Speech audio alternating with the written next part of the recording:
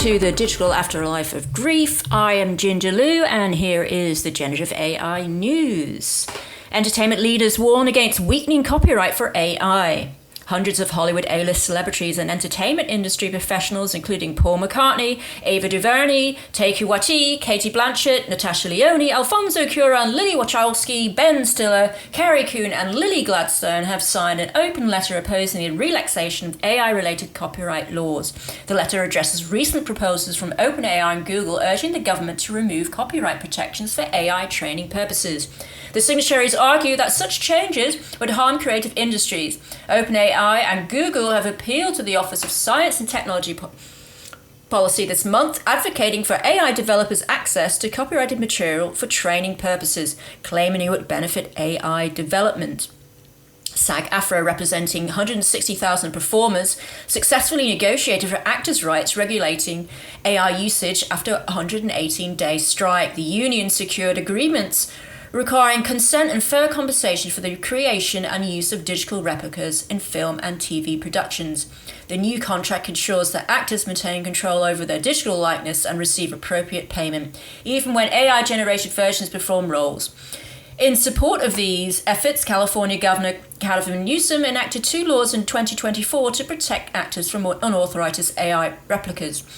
One law mandates that labor contracts explicitly state by any plans for AI-generated replicas. The other prohibits the commercial use of deceased performers' digital replicas in various media without consent from their estates, covering TV shows, films, and video games. Showbiz contracts adapting to the AI revolution. As AI infiltrates the entertainment industry, new laws are emerging to regulate its use and protect personal and biometric data in AI training. These regulations include state privacy laws and specific legislation governing AI in the industry. For entertainment professionals, including performers, agents, studio executives, and attorneys who regularly negotiate and draft agreements, it's crucial to stay informed about these evolving laws. They must adapt their contract templates to ensure compliance and enforceability in light of these new AI-regulated legal requirements. Understanding and incorporating these regulations to agreements is essential for protecting the rights of all parties involved and in maintaining legal compliance in an increasingly AI-influenced entertainment landscape. The 2023 Screen Actors Guild Agreement with film and TV studios introduced rules for digital replicas, AI-generated synthetic performances using actors' images, voices, or likenesses. This required specific consent from SAG actors. In 2024, California and New York broadened these concepts to encompass all AI-created or significantly altered performances. California's AB 2602, enacted in September 2024 and effective from January 1st, 2025, mandates contractual consent and proper representation for performers before any use of their digital replica. These laws extend protection beyond SAG members to all performers in the state, reflecting the growing impact of AI in entertainment. Digital replicas or deepfakes are defined differently across states. California describes them as highly realistic computer-generated electronic representations that are easily identifiable as an individual's voice or visual likeness in what they did perform, or one where their performance was fundamentally altered. But in New York, the definition focuses on digital simulations of a person's voice or likeness that are so convincing a layperson couldn't readily distinguish them from the authentic version.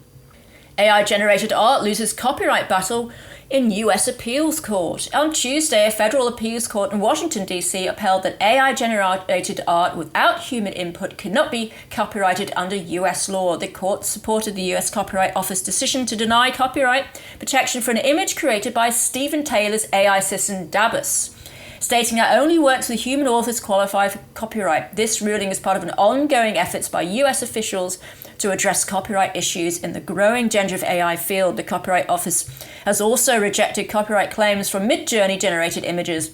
Unlike Taylor, who claimed his sentient system created the image independently, some artists have argued for copyrights on AI-assisted images that helped create. Spanish regulators target unlabeled AI content with fines. Spain's government has approved a bill implementing the AI Act, which imposes hefty fines on companies that fail to label AI-generated content. The proposed law, pending parliamentary approval, deems improper labeling a serious offence, with fines up to 35 million euros, or 7% of global annual turnover. Digital Transformation Minister Oscar Lopez stressed AI potential to improve lives, but warned of its risks to spread misinformation and undermine democracy. The bill also bans subliminal techniques targeting vulnerable groups and prohibits AI-based classification on people using biometric data for determining benefits or assessing criminal risk. However, authorities can still use real-time biometric surveillance in public spaces for national security. The new AI Supervisory Agency, AESIA, will enforce these regulations for specific watchdogs overseeing cases in areas like data privacy, crime, elections, credit ratings, insurances, and capital markets. Meta faces copyright lawsuit from France's creative industry. A group of French publishers and authors announced legal action against Meta. They allege the tech giant used their creative works without authorization to train its artificial intelligence system. This lawsuit, filed in French court, challenges Meta's practices in developing AI tools models, raising questions about copyright infringement and fair use for AI development. The case highlights growing tensions between content creators and tech companies over the use of copyrighted material in AI training. The National Publishing Union, Société des Langues et Lettres, and National Union of Authors and Composers are pursuing this action in principle, arguing that AI market growth shouldn't harm the cultural sector. They demand the removal of unauthorized data used for AI training, stronger creator protections, and compensation for those for whose work was used. The AI Act requires generative AI systems to meet transparency and copyright laws under disclosed AI-generated content, prevent illegal content creation, and publish summaries of copyrighted training data. The complainants allege that Meta has breached these obligations. Deepfake technology market to hit $13.9 billion as entertainment and media embraces AI. Since 2023, the deepfake AI market has experienced rapid growth driven by its adoption in media, entertainment, and cybersecurity. Social media, law enforcement, and digital marketing sectors are increasingly using deepfake technology to create customized, engaging content. Despite improvements in AI-based detection tools, deepfakes continue to pose challenges for verifying authenticity, raising concerns about identity fraud and political misinformation and fake news spread. The market's development is influenced by regulatory measures, ethical AI considerations, and the rise of deepfake as a service platforms. These factors will significantly impact the technology's future, determining whether it becomes a tool for innovation or remains a potential security threat.